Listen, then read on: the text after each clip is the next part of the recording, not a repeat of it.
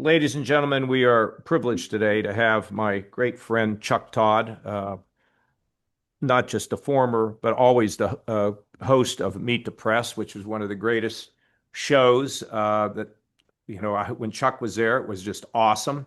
He got to ask me questions. Now I get to ask him questions. Love You it. know, he's taken a really interesting route now. He has left the television world right now, maybe not permanently, but for right now, and he is pursuing a way to get information to people through the new type of media that's out there.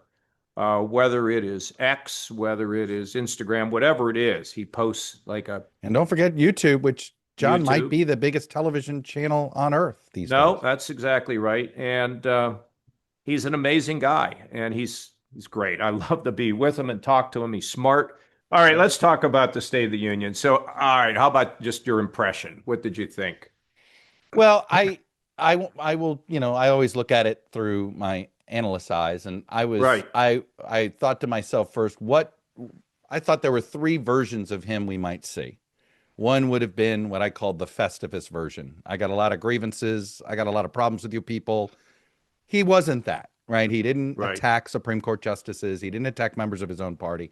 He was disciplined on that. Um, I wondered if we would have sort of a Bill Clinton, I feel your pain moment. We did not have that either. Look, at a minimum, he talked to his base, and at a maximum, he talked to his base. I think if I'm going to be charitable, I will say by creating the award show feel to that thing, right? You get a medal, you get a medal, that sort of mindset. And I don't want to disrespect the guys that got this. These are Right. incredible honors. I'm sorry that it cut. I'm sorry that it got sort of merged with a political, like I don't, that's not what our Medal of Honor folks should be. Shouldn't be political props. Ditto with Purple Heart recipients. Um, but I understand the political strategy, which is, hey, look, you're not very popular. Why don't you align yourself with more popular people? So it did no harm with his base. It probably kept the Republicans are going to be on the ballot. They're going to hear from their most loyal supporters going, hey, the president was great because he threw the red meat. Okay, wait, But I stop right don't there, think he did Chuck. anything Did to it help assuage his the middle. base? Did it help his base? Well, Because his base is not as base as it was, not as strong as it right. was. So, I Well, mean, do you think? I'm skeptical on Iran for his base. Like, I don't, if that's your case on Iran, ballistic missiles can hit Europe and they might build ballistic missiles to hit the United States. That's your pretext. That's less than what the Bush administration argued when it was WMD in Iraq. I think, look, I think he feels emboldened about Iran because people told him before he killed Soleimani that that was going to create a problem, and it didn't.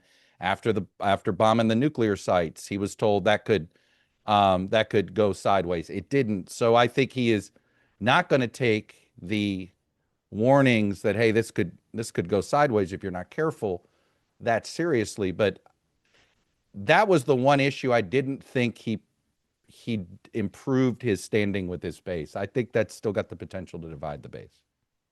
I don't think we have a explanation from him about what we're trying to do. I mean, are you trying to replace the regime? Are you Right. trying to stop the nuclear program? And what does that mean? And does the international community give people a right to enrich at a very low level? Is he trying to yeah, is he trying to aid the protesters? I don't quite know what he's doing. And in war, there's kind of two things that are really true. If you are exhibiting force, Chuck, from the sky, that's Mhm. one set of impact. But if you're really trying to change everything dramatically, I think you got to have boots on the ground. And that gets to be, a Right. very, very concerning thing. And he hasn't made the case for that. And maybe he'll make the case down the road. They're going to have a meeting, soon to try to discuss whether there's an agreement to pull back. But that case is going to have to be made, not just for his base, but for the country. Do you read John Ellis in news items? Do you know what I'm talking about? He's got a newsletter. You may have known John Ellis back in his Fox election I result got so based. many newsletters coming at me. The only one Yeah, I care about is the Todd newsletter. But go I ahead. appreciate that. Yeah. John Ellis is Jeb's first cousin, so he's one of the Okay. Bush family. But Oh, yeah, yeah, yeah. he's got a Okay. terrific Substack called News Items. It's really smart, and he did he said, if he was basically making a case that if he were advising the president, and he's not a huge fan of Trump, but he's not an antagonist like Right. most of the Bush wing of the party, right? That if you're going to go on a military adventure, you're better off doing Cuba than Iran. Because Cuba, you can make the case to your America First constituency that it's domestic, right? It's not really national security. There's a domestic element to it. There would be, it would be, trust me, it would be enormously popular in South Florida. All of those things. Where Iran, it's far away, right? It isn't. There isn't. It just feels foreign on every way you would define the word foreign to the American people. And I just thought it was an interesting. It was basically saying, look, there's a potential to do regime change in both countries. Now, you could argue that Iran's going to collapse on its own if you walk away and give it time. You could say the same thing with Cuba, but Cuba's really close to collapsing. And at the end of the day, and since it's in our hemisphere, you could argue, since we're responsible for sort of choking them off here at the end, we kind of are obligated to go rebuild that country. So I just thought it was an interesting way he framed it, that just politically, he's better off focusing on Cuba. There are fewer downsides to that versus Iran, which have a lot Well, of political Chuck, look, downsides. I mean, I served for 18 years on the Armed Services Committee and have kept very, very up to date on what's happening. And I always think about the Powell doctrine, which is sort of you break it, you own it. But Mm-hmm. the whole key to this is what is the strategy? What is the threat to the United States? What is the mission? How do you get in and when do you get out? And those all have to be asked, in my opinion. And right now, nobody's really asking them. So okay. So By the way, have you paid attention to Dan Kane, the chairman of the no, I Joint know. I Chiefs? saw what he said. Yeah, The but fact that yeah, I think it's important. that he He said went something. public in the Journal. He went Yeah, public in the Post. He went public in the Times. yeah, it's He is interesting. screaming from the rooftops, "Hey, Mr. President, slow your roll." Yeah, and it takes some courage, and I'm glad he's doing it. All right, so he didn't do any harm to the base. Did he charge up the base? Maybe a little bit. But what about the Dems not going? First of all, I hear a lot. I mean, that sounded to me to be pretty stupid. And then the second thing is the yelling. I mean, Yeah. I mean, tell me about that. Well, it's interesting with that, right? Like, this is honestly, since Joe Wilson with You Lie, this is becoming Ah, a norm, isn't it? Right? well, when Joe Wilson said you lie, he was taken out of the House I chamber know. by the leadership and said you never do that again. And Yeah. that's all kind of gone because those leaders are gone. Right. Dad's gone, so we just, Right. whatever you want to do, go and do. But No, I mean, with Biden, remember, you had Laura Loomer and MTG doing their thing, yelling. In this case, here's the thing: we knew Trump was going to bait them, and to Jeffrey's credit, he told them that he's going to bait you. Don't take the bait. If you feel like you can't help yourself, don't come. Right? That's why you had the big boycott number. But can I just tell you? I just think, what scenario in your 18 years in Congress? What scenario would have to have happened for you to skip the State of the Union that wasn't a personal family emergency? nothing would have, Chuck, would have ever happened. And I You're a can, representative yeah, of I the mean, area in Columbus. You no, I have didn't made go 3 hours early to sit on the right. aisle, Nobody's but I asking you to do went. that. I went to every one of them. Well, not only that, if I voted for you and I was living in Columbus, the whole point is you're my representative. I Right. can't go. I have elected you in my place. And you're now telling me you're not going? This is part of your job. This is the head of the executive branch is reporting to the legislative branch about the state of the republic. And you're not going. Look, I I think it get was Trump dumb. has, I do too. And I don't, say say your piece before and say your piece after, but be in the room so that you can hear how he's making his case. You could say, you know, you don't have to applaud once, but sit there and hear the president of the United States, which some people Or who stand elected if he you, says something, or stand if he says something that makes sense, even if they're sure, of the other party. You know, Chuck, you let me know, paint it a little bit. And I mean, I know you've covered it. You probably sat up there in the but chamber. I just can't believe you would Let, skip it. I no, just let, don't let me see tell you. skipping it. So, what it was like. So, when you knew it was coming, it was exciting. Hmm. And I can remember how you would walk on the sidewalk.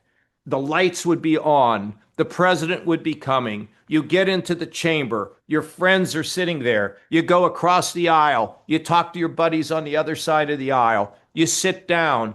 And the president, here comes the president. And there was just a certain decorum. I was telling somebody today, you know, you don't go to the Vatican and go run in to say, ask the Pope, hey, man, how's it going? There's a certain decorum that both the president and the Congress, in my opinion, has to uphold. And when decorum is gone, or you don't want to even show up, I mean, that's chipping away. That's chipping away at something that is. And remember, when the president comes in, it's like I was governor. I did State of the State 8 years, 8 times. Hmm. Everybody stands and shows respect to the office, and you shake hands, and it's a Right. great moment. And hear the people out. That's, you know, Look, I do think that we don't look, for better or for worse, the president of the United States sets the tone. And he has set a different tone in our country's politics. yep, he And the has. greatest fear I had, John, with a second Trump term was how it was going to change the behavior of the Democrats. And I'll just be honest, it's changed it for the worse. You know, I look at what's happening with this redistricting business. And you're a political party that has spent the last 15 years making the case that no, on this issue, we really think fairness trumps all. Now, look, was it a political calculation at the time? They figured if you know, fairness over time, they think would slightly advantage them. So they saw a political advantage in coming out in favor of true fairness. And now, the minute they, you know, you test a politician's principle when it's uncomfortable, right? When it's unpopular. And they've all folded. And Colorado's now about to change their fair districts amendment. Virginia is doing it. Looks like Maryland's going to hold off, right? There's not enough support for it. You know, You Virginia know, is a shame, Chuck, because she was elected, you know, as sort of a new way of thinking, a more moderate person. One, and just go jumping right into this redistricting, I don't it's a bad look understand. for her. It wasn't totally her making. It's a state legislature making, and you know how that is. You Oh could no, have a you just state. say we're not doing it. I'm I sorry. When look, you're governor, you right. say we're not She doing it. didn't have the guts to do it because if you recall, she was all this was at peak, you know, peak political Yeah. debate right at the moment that she's got to get out the vote and get out the base, and the base of the party wants this. I think it's a, but you've been in that position. You've been a governor. You've had a legislature that was sort of pulling you in directions you didn't think was the best. Right, for sure. Um, Sometimes you have to do some base politics. Is it better to do it at the beginning of your term, or is it better to do it in a campaign year, or is there never a great time for it? Chuck, I guess with me, I I don't remember having to cave in and do anything that I fundamentally didn't like. I mean, there are things I couldn't get done, Hmm. but you know, to do something that you know, I just didn't. Well, let me put it another way. Maybe something you wanted to do that you knew maybe wouldn't be politically too popular. You certainly would rather do it in the odd numbered year than the even numbered year, right? Yeah, I suppose I'd have to really go back and think. Hmm. Fortunately, I had good partners in the legislature early on. It got tougher in the last year and a half. It was frustrating, but we're getting on You to me. So No, no. I only say that because I feel like I'm with you. Spanberger and you feel like, you know, you may be from opposite sides of the aisle, but you can see each other across the street. yeah, You know, yeah. you're not that far away from each other. Look, And I, you know, look, I thought the oh speech yeah, yeah, I agree with that. yeah, I thought the speech she gave last night was tonally what I like. I didn't see it. I just But didn't watch it. well, It was right too when she hit late at that point. 11:15. No, I mean, Yeah. Trump stepped on her. Yeah. Um, but those responses are tough. Did you ever have to give one? No, I wanted to. And Newt, whatever reason, never picked me to do it, and I should have Mm. forced the case, but I never did. But look, let's talk about two other areas. So, or Yeah. it's a number of other areas, but let's talk. Did he make the case for the economy? It reminds me of Biden and Bush, the dad, It's saying the same everything is thing. great, things are just Yes. wonderful. Okay, so isn't there a need for a Clinton-esque "I feel your pain"? Yes. And then we're turning the corner. Not that we're the hottest thing. I mean, did he make the case? Did he change anybody's mind about how they feel about the economy? Do you No, in think? fact, he seemed to tell them, you shouldn't, there is no affordability problem. Things are Yeah. great. We used to have one. And, this is the case where he can convince people that he has somehow solved 8 wars, of which people can't figure out which 8 he's talking about. But okay. But he can't make people forget their experience at the grocery store. He can't make people forget their experience paying their electric bill. That's what So, Biden did the same thing, and same Bush the thing. first, and George Well, Bush did it. because they all, it's funny, it's learning the wrong lesson from Trump. The Democrats are convinced that the reason Trump succeeds is that he sells what he does and that he oversells it. So the Democrats now think, oh, we should oversell things and we should say, so they got into this terrible habit during Biden. And of course, when you're a pale imitation of something, you're a pale imitation, hard stop, right? And he is, look, Joe Biden couldn't sell Morton steaks, let alone Trump steaks or Biden steaks. Okay. And I'd buy a Morton steak, but I don't know if I'd buy it from Joe, during the last term. And, Trump is certainly a better salesman than that. But I do think this disconnect on here, you've got to accept the premise and, you know, and then sell the tax refunds that are coming. Like that's a tangible thing that a lot of working class people are going to. Now, I think they're going to find out that too much of that money that they're getting back is going to get eaten up by new expenses, and people are going to be disappointed that they don't have as much left as they thought they would when they got that nice refund in April. So, but I think that's the risk they have, just simply what we're seeing with electricity bills and groceries and healthcare costs. But still, you know, my wife says this all the time. She goes, if he would just tone it down this much, he Well, could he could be if he sitting would at have, 50%. yeah, And I tell her, yeah. yeah, if he toned it down that much, he never would have been the Republican nominee. That's correct. I mean, I think the fact is, what you say that things are tough, and I had a friend of mine this morning tell me he looked at Reagan's the State of the Union after, inflation what was it 20%, Look, and your first year, didn't you? You won in 82, right? oh yeah, in '82, right, in Which was '83. actually a very difficult year for a It was Republican well, I to was the win. only one to You were defeat an an incumbent. unusual, yeah, Yeah, that was an unusual thing. Reagan didn't tell people, pay no attention to what you're seeing. Everything's great. right. No, he was, and that was kind of the magic of him. But you hate to see them.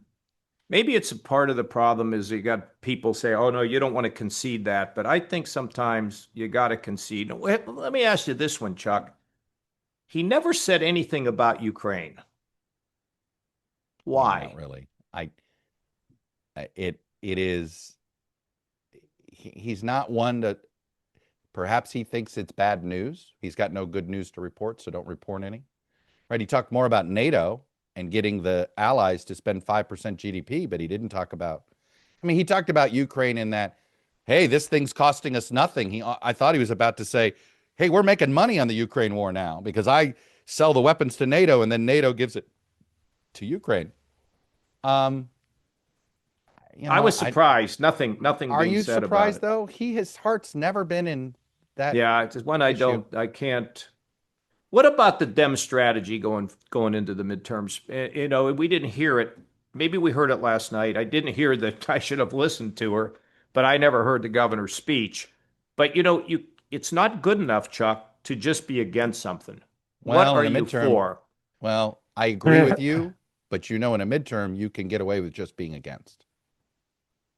Yeah, but would you accelerate greater gains if you actually had an agenda? I mean, why not have Okay. an agenda on healthcare? Why not have an agenda on AI? Why not have an agenda on whether the tax system, if you So have, here's the debate. I've had this question of some Dem strategists because I tend to agree with you. And I'll have some say, well, that's a 28 problem, not a 26 problem. where are you? But we don't know who you are. Correct. And the other argument that they'll make against doing something, because I'll come back with, yeah, contract with America. Or I'll even go with Democrats did 6 for 06, which was their little agenda item. They had a proactive, here's the first bills we're going to try to pass. Um, the Democrats there's such a portion of the party that is so anti-Trump. And I've asked this question, are you willing to work with Donald Trump to pass a priority of yours, Democratic member of Congress X?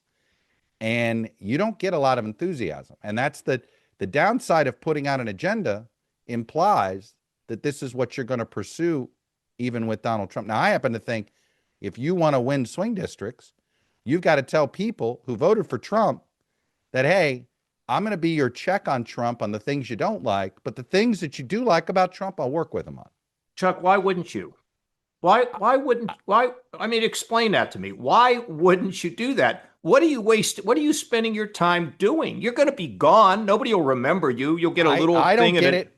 it. My only explanation, because in 18, all those candidates did say this, that new, whether it was your Mikey Sherrills, your Abigail Spanbergers, your Alyssa Slotkins, they were all saying that, hey, we're going to work with Trump where we agree, but we're going to stand up to him where we don't, right? It's a simple message. I remember hearing it from Republicans more in 2014 with Obama than in 2010, but it was sort of a check on power because you want to actually open up the possibility that somebody who voted for the other party's presidential candidate might vote for you in the midterm congressional election.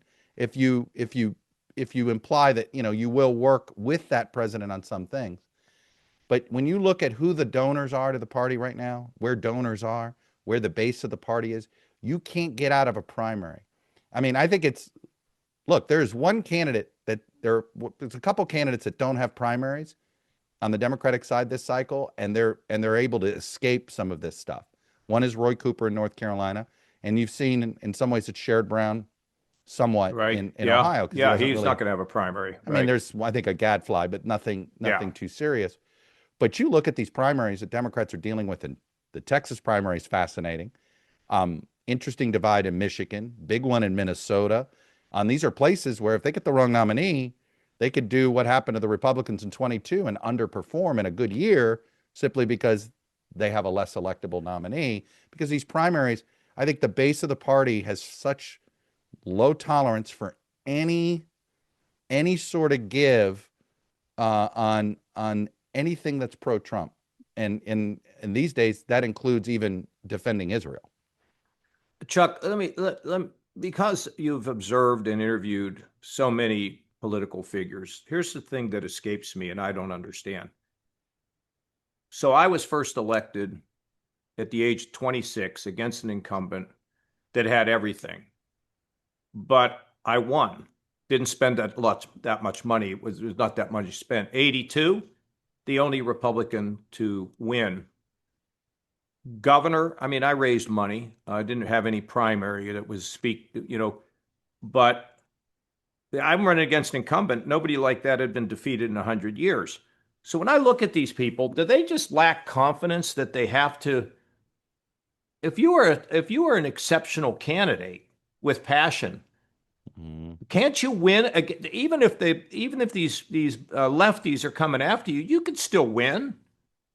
Is it because you don't want to work hard? What is it? Um, And the Look, same with the Republicans. I think money is intimidating, but I will tell you this: you do realize that in the Texas Senate primaries, the two candidates that are ahead have been outspent massively. Exactly what I'm saying. And Tellerico, I mean, I don't know anything about him. I know that he got, I know a little bit about him. I know that he got massive benefit And it from, hasn't yeah, helped. yeah, it got mad because they didn't want him to be on TV or whatever the heck it was. But what I'm saying is, you just made that case. Yeah. If you are exceptional, you have an idea and a vision and a purpose, you will Hmm. generate. And I've talked about this with, when Hmm. you teach your class, and I've tried to Yeah. talk about this. If you're on fire, you can catch other people on fire. And, By and, the way, and in a there's a, congressional district, you can win. well, you just sort of, this is where one of my favorite phrases to use to talk about a good candidate versus a bad candidate is I'll call them, I say, they're good political athletes. As you know, I'm a huge college football fan. And, when you're trying to figure out if a high school player, you're like, well, boy, but they have some raw talent. And I remember the first time I interviewed Jasmine Crockett, whatever you think of her politics, I immediately got it. You're like, I see why she wins. I see why she won her seat. She just is an effective communicator and she knows her district. I did a long interview with her, basically seeing if she did know her district. It's a Dallas district. She talked about learning the aviation business because American Airlines, and you thought, okay, she's got it. She's figured it out. And in hindsight, it's not a surprise to me. She's outperforming the better finance candidate. And the fact of the matter is, you look at all of many of our superstars of politics, whether you like them or dislike them. Donald Trump did not have the Superstar. most Yeah. money in 16, right? That was Jeb Bush. Our, He was a superstar in the way he ran, no that's question. right. The first time Barack Obama won a race in the Senate, he wasn't there were two other massively better funded candidates, And he but lost when he ran for Congress, by the way. right, We tend to that's forget right, to that. Bobby Rush. But he lost, when he won that Senate seat, he was the better political athlete, even though he was not the best funded candidate. John McCain, same thing. The both times he ran for president, the one he got the nomination, he was not the guy that spent the most money. So you're not wrong. I mean, your own experience is proof that And I if you're wasn't that great of an talented, athlete. I was lucky. So, right? But if you're politically talented enough, money is an enhancer, but it is not decisive. But if that's you're what I'm not that trying to talented, then say. money ends up Yes. becoming the be all end all. So I don't understand why the Dems are now do not put an agenda together that's really, it's like the whole business that you talked about with the contract with America. Hmm. And it gave somebody something to run on. So the question is, with Trump's speech last night, did he give Republicans something to run on in the midterms, do you think? I don't think he did. Like, and this is Okay. where not doing another reconciliation.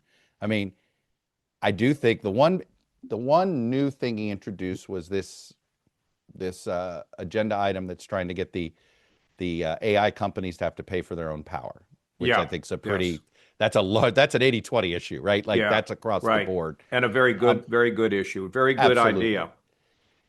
He's paid some lip service to housing, although how he talks about it is actually not how you're going to get more inventory, right? Keeping older people in their homes is part of the problem that we have right now with housing inventory. But be that as it may, I don't think when he said no to a new reconciliation, and I thought, well, what's the Republican majority supposed to tell the public why they need to elect them again? Right? If Trump has said, I'm done legislating. I've gotten everything I needed already out of the one big beautiful. I think the Republicans will tell the people that if you elect Democrats, it's going to be nothing but tax and spend and defunding police, and it's going to all Right. that. That's what it's going to be. And can Probably you right. scare people enough? But at the end of the day, Chuck, it's the wallet. I remember there was an old story about Jim Rhodes, the former governor of Ohio, had George Bush come into his office when he was running the first time, and Bush took his wallet out, or I'm sorry, Rhodes took his wallet out and slammed it on the desk and said, George, this is the only thing that matters and the only thing you should talk about. And Jim I Rhodes. think it's true. My old mentor was Jim Rhodes' political consultant for years, Doug Bailey Really? Dierdorf. Yeah, Yeah, they of were course they I did the know of road him. stuff all the time.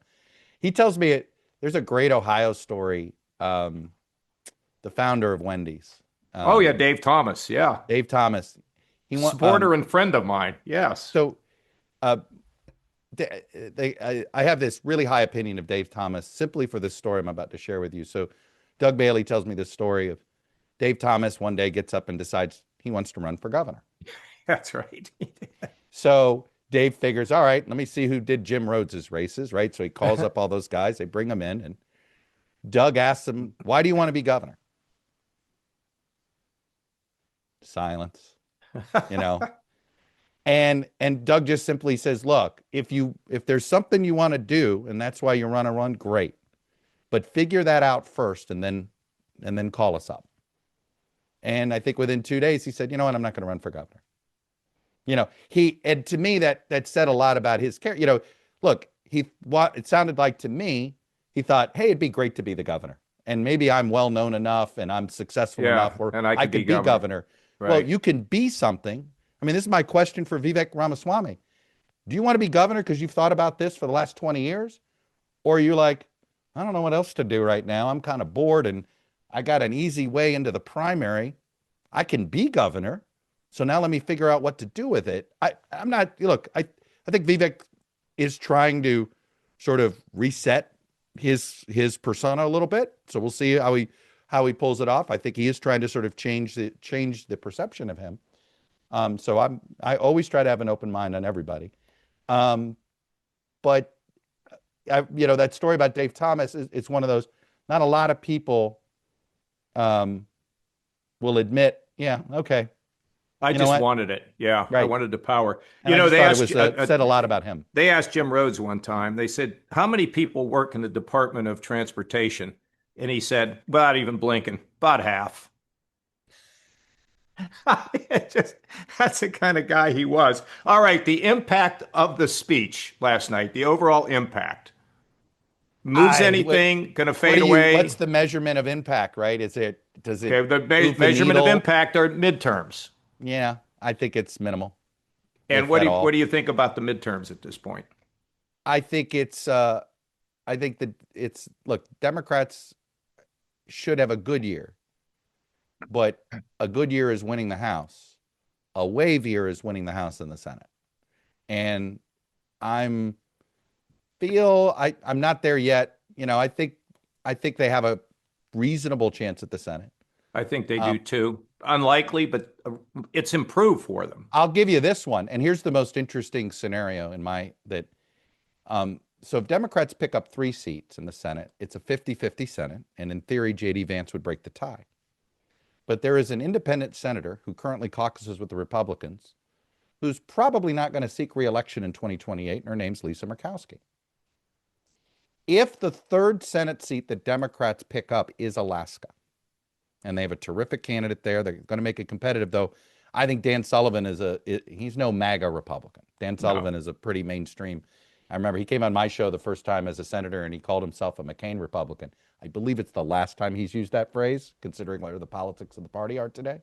But I think it tells you who he is, right? He's more in your wing, your former Right. wing of the party, right? I think he's going to be tough to beat. But if Patola won that, I could picture Lisa Murkowski going, you know what? My state made it clear they wanted Democrats in charge of the Senate, so I'm going to give it to them for the next 2 years. And then I'll let my state decide the next senator and where they go. She's implied that her vote's in play for organizing the Senate. And now I only think she would do it if she were the decider. You know what I mean? If she were the pivot point. Very, very interesting. Chuck, ladies and gentlemen, you should know Chuck and I talk all the time, and we're We do. trying to figure out some joint things to do. And We do our own Sunday show. We just don't need the cameras on. well, and what I'm saying is, I You hope and you can I tell. go to church, to the Church of John. Well, what we do, I call him on Sundays and then he calls me back. But here's the thing. I think, you get the fair analysis here, not Republican, not Democrat. And there are days when I wake up and I realize I don't have a political party anymore. I don't know what I'm going to do, I have, it's funny you say that, and part of it is you get older and then you go through all these different phases in life, but sometimes you figure out who you are based on what you see out there. And it's like, I'm more of a right-leaning libertarian, and I didn't fully realize it until the Trump era. Yeah, very You know, interesting. I'm sort of for a lot of personal freedoms and all this stuff, but I'm for some fiscal sanity here, and who knows if we're ever going to tackle that issue. I hope that it doesn't get tackled when we've already, I came up with an idea that a Trump amendment to try to balance the federal budget, that he could be for that and go and campaign for it. And you could have all your exclusions and safeguards and everything else. I thought, what a perfect idea. A How Trump would you, amendment. all right, I don't mean to Go derail us ahead. here, No, go ahead. but I do believe that if we start to actually have the ability to get some constitutional amendments passed, that the balanced budget amendment will get a real hearing. Do you think we could effectively do it without creating a fiscal crisis? Like, how would we, let's say the Well, that Constitution includes it. How would we, obviously it begins with just not adding to the debt, but how do you, how would we actually get our finances in order to be constitutional? you would do this, Chuck, over a period of time, and it might even be longer than 10 years. But what I Mm, do know is the minute that the signal goes out, because I was there when I remember Alan Greenspan saying, I never worry about you guys cutting too much government. Whenever the signal goes out that both parties are serious and that yeah. compromise is necessary, you will see a dramatic improvement in our economy. You will see it happen. And it has to be done over time, not at once. There have to be scapeguards for, escapes for, when you have depression or, Hmm. serious recession, for example, or war. But the idea that we would get on some, because, look, we depend too much on foreign governments. And what I worry about, let me just tell you a story. I put together, along with my team, a Social Security fix in around 1999, 2000. Hmm. It wasn't that dramatic what you had to do. You just started people at a starting point a little less than what they anticipated, and it got it balanced. But you know what? Now, when you look at it, the longer you wait, it's like going to the doctor. The longer you wait, Right. the more dramatic it is. And right now, listen, I went to Republicans trying to get them to embrace this idea of a Trump amendment for the balanced budget. I couldn't even get off of first base. Is just devastating to me when I see that. And I go, are you kidding me? So we'll see. I Well, hope the spring's uncomfortable eternal. truth is when Donald Trump took Social Security and Medicare off the debate stage, it improved Republicans' chances in the Midwest. Yeah. I mean, Well, I believe that the reason Trump improved on Mitt Romney all in the Midwest was just because you had Iowans, Wisconsinites, Michiganders, Pennsylvania, older voters who maybe culturally weren't comfortable with the Democrats but didn't trust the Republicans on Social Security, and Trump gave them a comfort on that, and it flipped the script. I understand, but the key to doing this is you have to explain to people in really understandable terms what happens if we are still on this path. What happens to them? What You know happens to how their we are. Don't we children? have to feel it? Don't you think we have to feel the pain before we'll deal with the pain? Well, if that's the case, the pain's going to be excessive, and I Yeah, don't like no, that. I am more prepared for a cut in Social Security benefits to my generation. I'm about a decade away. And I think we'll be the first cohort that will actually get the automatic reduction that Yep. has to kick in. There is an automatic reduction that You kicks in got if to you get do it just, across the board with yeah. everything, and with the healthcare system, you need a complete recreation of healthcare. It's just not working in the country now. It costs too much. But anyway, last question. Yes, sir.